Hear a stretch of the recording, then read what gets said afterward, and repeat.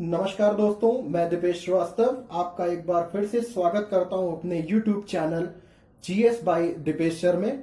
और पिछले वीडियो में जो कि मेरा भाग 1 था उसमें मैंने भारतीय संविधान को उठाया था दोस्तों, और भारतीय संविधान के निर्माण से लेकर उसके कार्य और प्रस्तावना के बारे में कुछ मुख्य बिंदु पर हमने विचार किए थे।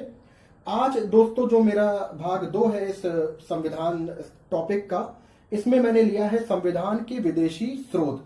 और जैसा कि मैंने पिछली बार भी आपको बताया था कि मैं उन्हीं टॉपिक्स को और उन्हीं पॉइंट्स को डिस्कस करूंगा जिनसे आपके हर स्टेट लेवल हो का एग्जाम हो या किसी भी लेवल का आईएएस पीसीएस या किसी भी लेवल का एग्जाम हो, वहां पर प्रश्न बनते हैं। तो चलिए बिना टाइम को वेस्ट किए हुए हम आज अपना वीडियो शुरू करते हैं। दोस्तों आज का हमारा जो टॉपिक है वो है संविधान के विदेशी स्रोत। जैसा कि मैंने बताया कि संविधान, भारत का संविधान के जो कुछ महत्वपूर्ण भाग हैं वो अलग अलग देश से, अलग अलग कंट्रीज से लिए गए हैं। तो देखा जाए तो उसमें 9 देशों की भागीदारी है दोस्तों, लेकिन मैंने एग्जाम पॉइंट ऑफ व्यू से सिर्फ 5 देश लिए हैं जिनसे मुख्यतः 5 अलग अलग प्रकार के भाग को सम्मिलित किया गया है भारतीय संविधान में, और जो आपके अक्सर एग्जाम्स में प्रश्न पूछे जाते हैं। तो चलिए शुरू करते हैं। पहला जो मैंने लिया है यूएसए से, जो कि है संयुक्त राज्य अमेरिका। इससे मुख्यतः भारतीय संविधान में हमारे लिया गया है मौलिक अधिकार। मौलिक अधिकार दोस्तों मैं बता दूं कि ये मुख्यतः संविधान के भाग 3 में निहित है, ठीक है। और मौलिक अधिकार में जब मौलिक अधिकार को संविधान में सम्मिलित किया गया था तो उस समय मौलिक अधिकार 60 प्रकार के थे, लेकिन बाद में संविधान संशोधन के बाद एक मौलिक अधिकार को अलग कर दिया गया। चलिए आज का एक प्रश्न और बनता है हमारी तरफ से कि आपको ये बताना है कि मौलिक अधिकार में से वो कौन सा मौलिक अधिकार है जिसे 44वें संविधान संशोधन 1978 के तहत हटा दिया गया था। यानी अब हमारे पास कुल संख्या में 6 मौलिक अधिकार बचे हुए हैं दोस्तों। तो इस सवाल का जवाब आप कमेंट बॉक्स में जरूर दीजिएगा, ठीक है। तो जो हमारी मौलिक अधिकार है, ये 6 प्रकार के मौलिक अधिकार हैं। मैं इसकी चर्चा भी बाद में करूंगा।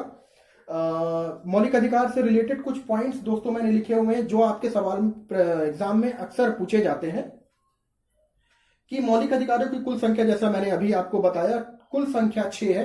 एक मौलिक अधिकार को हटा दिया गया है, जिसका उत्तर आप मुझे कमेंट बॉक्स में देंगे कि किस मौलिक अधिकार को हटाया गया है। दोस्तों ये याद रखिएगा, जिस मौलिक अधिकार को हटाया गया है वो 44वां संविधान संशोधन था। देखिए दोस्तों, संविधान संशोधन होता क्या है, मैं थोड़ा सा आपको बताना चाहूंगा। जब संविधान में या कानून में किसी भी तरीके का परिवर्तन किया जाता है, कोई नई चीज, कोई नया कानून, कोई नया विधेयक पास होता है, या उसे हम कह सकते हैं कि राष्ट्रपति की सहमति के द्वारा उसको लागू किया जाता है, तो वो बेसिकली होता क्या है कि उसमें संविधान में कुछ संशोधन करना पड़ता है। उस संविधान संशोधन के तहत ही हम किसी विधेयक, संविधान संशोधन जब हमारा होता है तब हम किसी कानून को या विधेयक को हम बनाते हैं, ठीक है। तो जो ये हमारा 44वां संविधान संशोधन है, 44वां संविधान संशोधन 1918, ये हम 78, माफ कीजिएगा 1978 याद रखिएगा दोस्तों। तो मौलिक अधिकार की कुल संख्या 6 है और संशोधन कौन सा हुआ था, ये 44वां संविधान संशोधन 1978, ठीक है।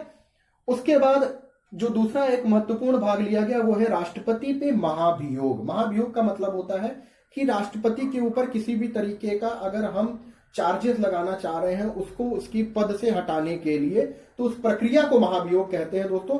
ये हम आगे चर्चा करेंगे जब हम राष्ट्रपति के तमाम पावर्स के बारे में पढ़ेंगे, ठीक है। और बेसिकली जो राष्ट्रपति का जो महाभियोग आता है, ये भी अक्सर बहुत ही मोस्ट इंपॉर्टेंट क्वेश्चन है। ये अक्सर आपके हर तरीके के हर लेवल के एग्जामिनेशन में पूछा जाता है। वो है अनुच्छेद 61, याद रखिएगा दोस्तों, अनुच्छेद 61, आर्टिकल 61, ठीक है।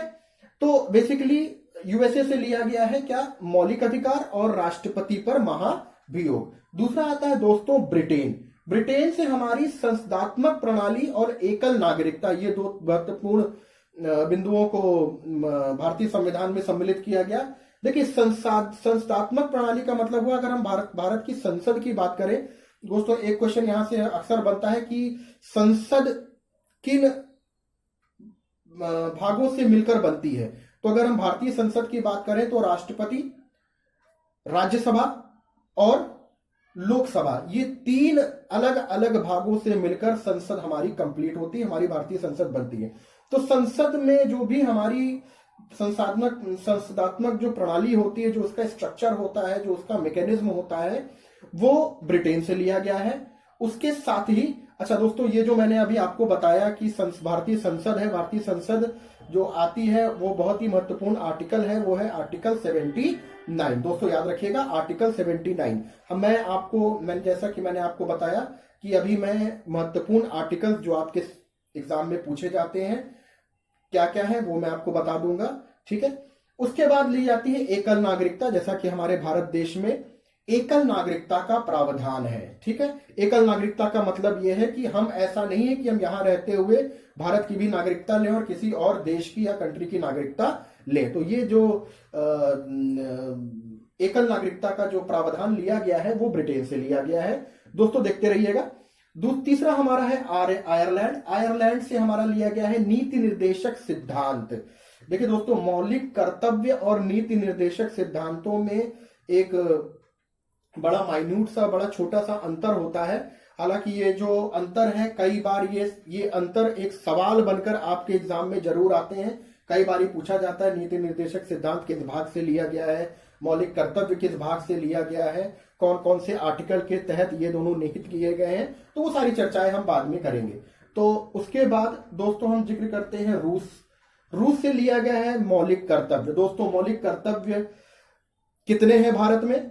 तो कुल मौलिक कर्तव्य जो भारत में दोस्तों वो बनाए गए हैं वो है, संख्या इनकी है 11। अब मौलिक कर्तव्य से एक क्वेश्चन आपके एग्जाम में जरूर बनता है दोस्तों, और वो ये है कि किसकी अनुशंसा पर मौलिक कर्तव्य को निहित किया गया भारतीय संविधान में? तो वो है सरदार स्वर्ण सिंह समिति। सरदार स्वर्ण सिंह समिति। संशोधन कौन सा? जैसा मैंने अभी बताया, कोई भी विधेयक या कोई भी कानून पारित करना होता है, बनाना होता है, नया कानून बनाना होता है, तो हम संविधान में संशोधन करते हैं। तो कौन सा संशोधन था दोस्तों? ये 42वां संविधान संशोधन 1976। कौन सा संविधान संशोधन दोस्तों? 42वां संविधान संशोधन 1976। देखिए, मौलिक कर्तव्य और मौलिक अधिकार के दोनों जो संशोधन किए गए थे उनको याद करना बड़ा आसान है। अगर आप मौलिक कर्तव्य देखें तो 42-76, 42 में 2 जोड़ दीजिए 44, 76 में 2 जोड़ दीजिए 78। वो क्या बन जाएगा? मौलिक कर्तव्य। आप इनको इनकी सीक्वेंस से भी याद कर सकते हैं। ये पहले है तो 42, माफ कीजिएगा सीक्वेंस की बात नहीं करेंगे, थोड़ा सा उल्टा हो जाएगा। तो चलिए, हमने कहा कि 42-76 क्या है हमारा? 42वां संविधान संशोधन 1976, ये है हमारा मौलिक कर्तव्य, जिनकी कुल संख्या है 11। 42 में 2 जोड़ा 44वां संविधान संशोधन हो गया, 76 में जो जोड़ा तो इस सन हो गया हमारा 1978। ये क्या हो गया दोस्तों? हमारा मौलिक अधिकार में परिवर्तन इस संशोधन के तहत किया गया था। ठीक है, तो चलिए मौलिक अधिकार की बात तो दोस्तों हम लोग कर चुके हैं। तो बेसिकली आपको ये इस मौलिक अधिकार से आपको इसमें 2 पॉइंट आपको याद रखने हैं कि मौलिक कर्तव्य की हम बात कर रहे थे। मौलिक कर्तव्य की संख्या है 11। किसके अनुशंसा पे ये संविधान में निहित किया गया? तो ये है सरदार स्वर्ण सिंह समिति की अनुशंसा पर इसे संविधान में लाया गया। और ये कौन सा संविधान संशोधन था? ये था 42वां संविधान संशोधन 1976। दोस्तों एक पॉइंट मुझसे जरा सा मिस हो गया है, और जो बड़ा महत्वपूर्ण पॉइंट है मौलिक अधिकार से तहत वो है, देखिए, एक तो मैंने आपको बताया कि टोटल संख्या कितनी है, 6। 44वां संविधान संशोधन 1978 के तहत एक मौलिक अधिकार को मौलिक अधिकारों के लिस्ट से बाहर कर दिया गया, वो आप मुझे बताएंगे। उसके बाद ये क्वेश्चन बड़ा अक्सर पूछा जाता है दोस्तों, और पिछले कुछ एग्जाम्स में ये क्वेश्चन पूछा भी गया है कि भारत की मैग्ना कार्टा किसे बोला जाता है? मैग्ना कार्टा बोला जाता है मौलिक अधिकार को। बहुत ही कई बार ये क्वेश्चन पूछा गया, बड़ा इंपॉर्टेंट क्वेश्चन है, तो दिमाग में रखिएगा कि भारत का मैग्ना कार्टा बोला जाता है मौलिक अधिकार को। मैग्ना कार्टा होता क्या है दोस्तों? अभी जब हम मौलिक अधिकार को थोड़ा सा और एक्सप्लेन करके पढ़ेंगे तो मैं आपको समझाऊंगा कि भारत का मैग्ना कार्टा और मैग्ना कार्टा की शुरुआत कहां से हुई थी वो भी मैं आपको बताऊंगा। और मौलिक अधिकार आता कहां पर है संविधान में? भाग 3 में आता है दोस्तों। भाग 3 में अनुच्छेद आर्टिकल 12 से लेकर 35 तक में मौलिक अधिकारों का विवरण संविधान में किया गया है। तो दोस्तों भाग जो भी आपके 22 पार्ट्स हैं और जो भी आर्टिकल्स हैं मैं वो सब आपको बताऊंगा, बिल्कुल भी परेशान होने की जरूरत नहीं है आप लोगों को। ठीक है, तो ये कुछ इंपॉर्टेंट पॉइंट थे, महत्वपूर्ण बिंदु थे मौलिक कर्तव्य और मौलिक अधिकार को लेकर जो आपको अपने दिमाग में रखना है। और अंतिम मैं ले रहा हूं जर्मनी से लिया गया है आपातकाल। दोस्तों ये जो मैंने 5 देश अलग अलग लिए हुए हैं और क्या क्या इनसे लिया गया है, ये बहुत ही इंपॉर्टेंट है, वेरी वेरी इंपॉर्टेंट है, अक्सर पूछा जाता है। और इन्हीं 5 देशों से जो चीजें ली गई हैं भारतीय संविधान को बनाने में वही अक्सर पूछी जाती हैं। तो जर्मनी से लिया गया है दोस्तों हमारा आपातकाल। आपातकाल का अनुच्छेद आपको याद रखना बहुत जरूरी है, 352 से लेकर 360। देखिए 3 तरीके के आपातकाल होते हैं। अनुच्छेद 352 के तहत आता है कि अगर कोई बाह्य आक्रमण होता है या सशस्त्र विद्रोह हो जाता है तो उसके तहत राष्ट्रपति एक आपातकाल लगा सकता है, जो अनुच्छेद 352 के तहत आता है। दूसरा आता है दोस्तों 354, पहला 352, दूसरा 354। 354 के तहत आता है कि अगर अपने देश के अंदर ही या राज्य में कहीं पर भी हमारी जो ये प्रशासन प्रणाली या आप कह सकते हैं कानून व्यवस्था जो भी रहती है उसकी विफलता हो जाए, यानी वो कहीं ना कहीं तंत्र, वो जो हमारा प्रशासनिक तंत्र है वो फेल हो जाए, तो वहां पर भी हम क्या करते हैं, आपातकाल लगाता है राष्ट्रपति, और वो क्या है 354 के तहत आता है। और तीसरा आता है दोस्तों 360। तो 352, 354 और 360।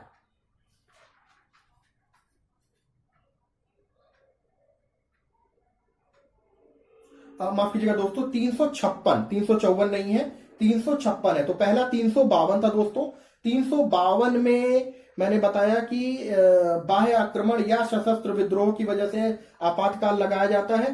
दूसरा दोस्तों आता है 356, जो मैं अभी बता रहा था आपको कि प्रशासनिक तंत्र अगर विफल हो जाए राज्य के अंदर तो वहां पर आपातकाल लगाया जा सकता है, वो आता है 356 के तहत। और तीसरा और अंतिम है दोस्तों हमारा 360, अनुच्छेद 360 के तहत वित्त की वजह से कोई अगर आपातकाल आता है तो वहां पर राष्ट्रपति शासन लगाया जाता है।